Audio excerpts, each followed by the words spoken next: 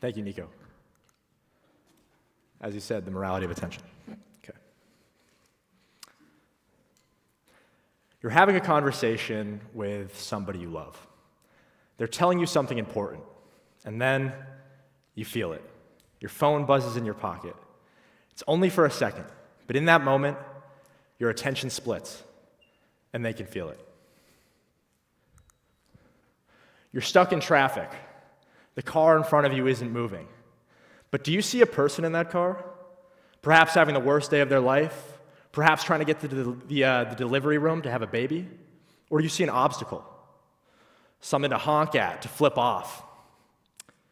You're walking down the street. You pass by a homeless person. But do you see them? Or do you just see a category, the homeless, a faceless many? A soldier looks up at a hill. Command says, take the objective point. Acceptable casualties, 40%. That hill, ladies and gentlemen, is no longer earth and grass. It has been transformed into the objective point. And the people who will die taking it are no longer human lives. They're casualties, acceptable ones.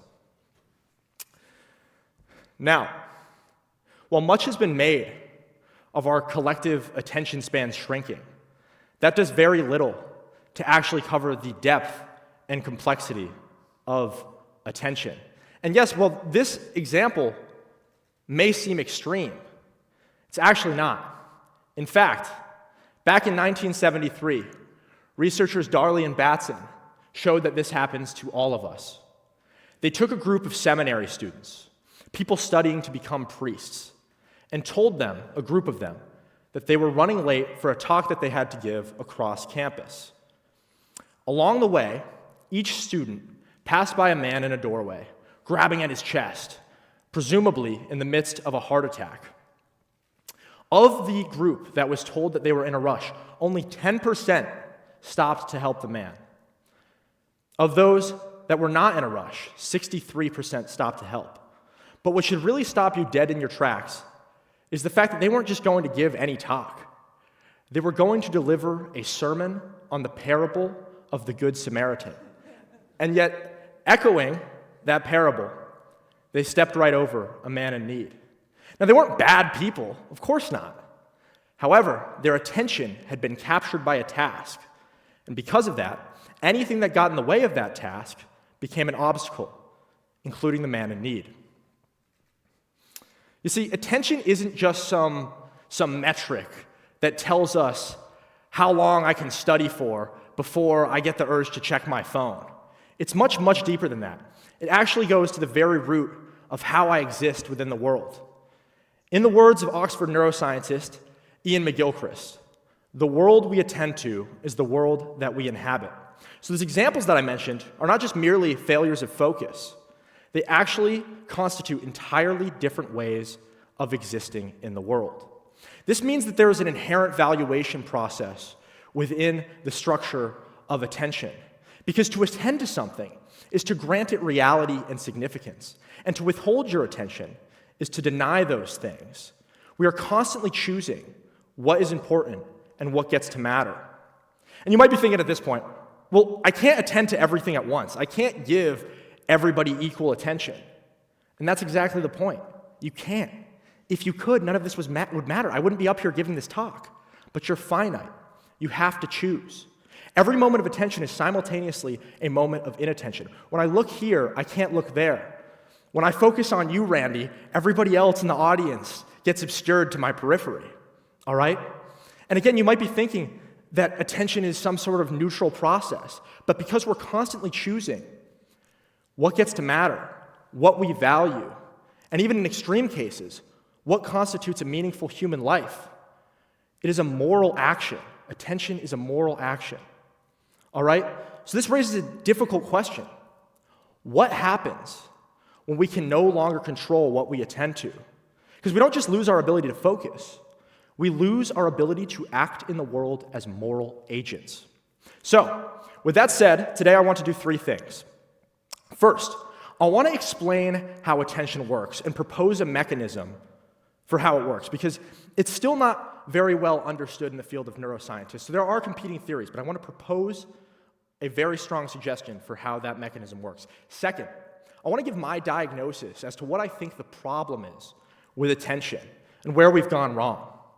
And third, I want to offer a refresh, not as tools and tricks to get better at studying or to improve your focus, but to recover attention as what it truly is: the last line of defense for human freedom. All right, so part one, the mechanism of attention. How does attention work? Well, it's somewhere, the answer lies somewhere in the divided nature of the hemispheres. And before you go, oh, not that left brain logical, right brain creative thing. No. This isn't that. Don't worry, this isn't that. It's kind of a pop psychology oversimplification. No, what Oxford neuroscientist Ian McGilchrist discovered is simultaneously much more interesting, but also much more troubling. What he discovered is that the left hemisphere pays a very type of narrow and focused attention. Think of a bird hunting for prey. It's locked in. It's trying to get the worm that's in the ground, right? The right hemisphere, on the other hand, pays a much broader, more receptive attention. It's trying to stay aware of the larger field of its reality that it's embedded within. It's watching out for predators. It's paying attention to the way the wind's moving. Both are necessary and both are good. The problem comes in because we've created an entire society that privileges one type of attention almost exclusively to the other, specifically left hemispheric attention. Because here's the thing about the left hemisphere, ladies and gentlemen. It never actually deals with reality itself, only a representation of reality. It needs to create models of reality that it can then work from. I'll give you an example. Think of a child that sees a cat for the first time, points at it, and says, "Doggy," right? Why does it do that? Well, because the child has a model in its head that is supposed to be a doggy. It's a four-legged furry animal, but it's kind of a crude model. And over time, that model is going to get more refined. And eventually it's going to be able to go, that's a dog, that's a cat, and that's a fox. But that takes time. One thing that never changes, though, it could get to the most refined model as possible. It could name every single four-legged furry animal in existence, but it will always still only be a model, right? It'll only be working from that representation in its head. The problem with this is that what can happen is we start mistaking the model that our left brain has built for reality itself. And when this happens, everything gets reduced to its representations. Love ceases to be this incredible encounter with another person in their fullness. It's something you can't even put words to. You can't even grasp it, right? Instead, it becomes merely the firing of neurons in the brain, just the release of oxytocin. It gets reduced. Or, for a more fun example, let's think about the prophetic vision. We can imagine Paul in the desert, right? Nowadays, we don't call anything a prophetic vision. We would call that a hallucination. And these might seem like kind of small semantic differences, but I can assure you they're not. The person who believes in the prophetic vision truly can be said to inhabit a different world than the person who does not. And that's why this is so important. But maybe you're not following what I'm saying, and if so, that's okay. I have a series of images that I'm going to put up that are going to help you better understand this phenomenon. What I'm going to do is put these images up. I just want you guys to shout out as loud as you can what you see. So, I'm hearing Pac-Man and I'm hearing triangle. All right, so what's actually there? Pac-Man. What's not there is the triangle, but you're seeing it. Let's go to the next image. Vase, vase. It's funny, I actually never know if it's vase or vase. I don't know what people's opinions are on that. But we're seeing a vase, we're seeing a vase, and we're seeing faces. All right. Last image. This is loud over here. Bear, crocodile. Wow. Got some creative imaginations in the audience. All right. Well, those of you who saw the triangle, who saw the faces, and who saw the Dalmatian dog right there, your right brain was very active. Those of you who saw the Pac-Man, the vase, and just a series of dots, I hate to say it, your left brain was maybe very active, but we can work on that. That's what this talk is for, right? Well, what you just witnessed is your right brain working. It's able to pay attention to the broader context of the reality that it's seeing in a way that your left hemisphere simply can't. All right, so part 2, the problem. What's gone wrong, right? What's gone wrong?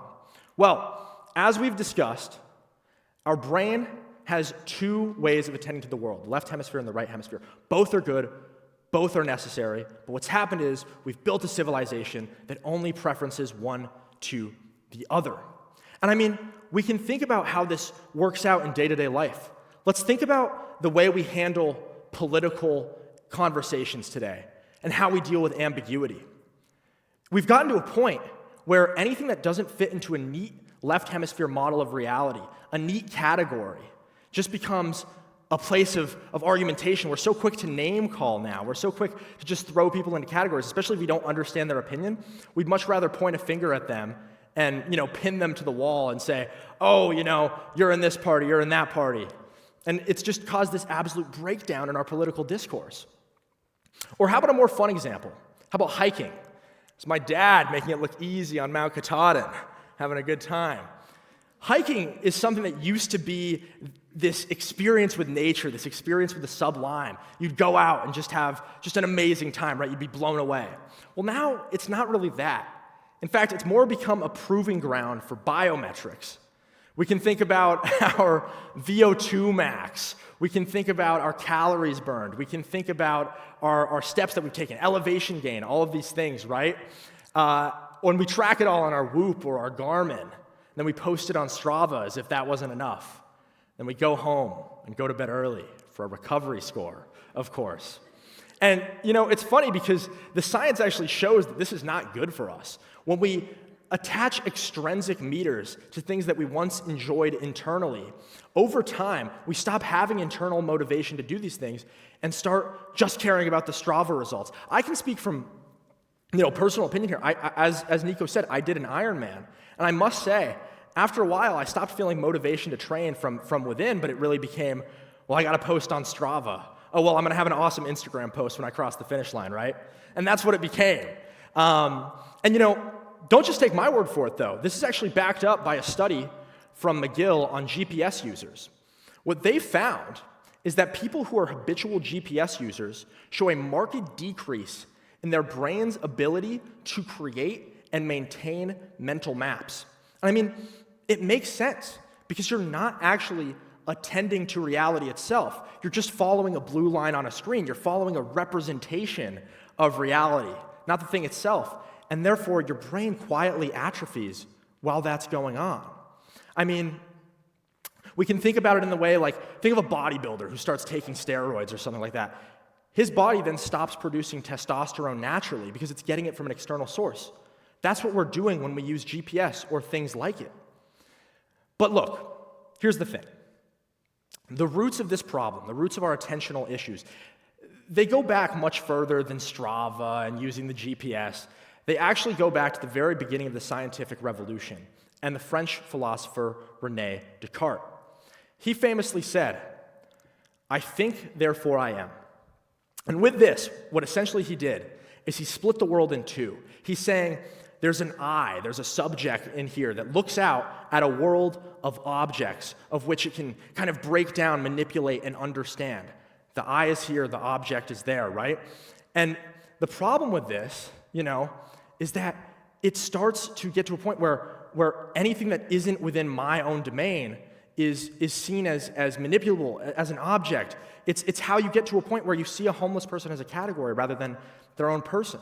This is the Cartesian model, subject here, object there. And we can see that this way of thinking is itself a byproduct of left hemisphere reasoning. You know what I mean? Subject here, object there. For you guys, object there, subject there, object here, And I would appreciate it if you didn't objectify me, but, if you do it, it's okay. I understand I look very dashing in this double-breasted navy blazer right now. But anyway, that's how that happens, right? That's where we've gotten to with this way of thinking. Now, in the 20th century, there was a philosopher by the name of Martin Heidegger who disagreed with this entire worldview.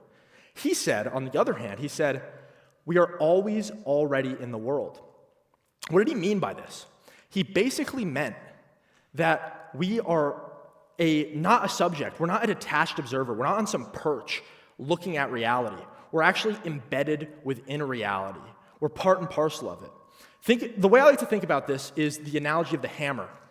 When we think about a hammer, right, we don't think about its theoretical dimensions. We don't think about its weight, its height, its length, its density, right? That's how you would look at it if you were looking at it from a Cartesian model. You'd be away from it and observing it in this theoretical way, right?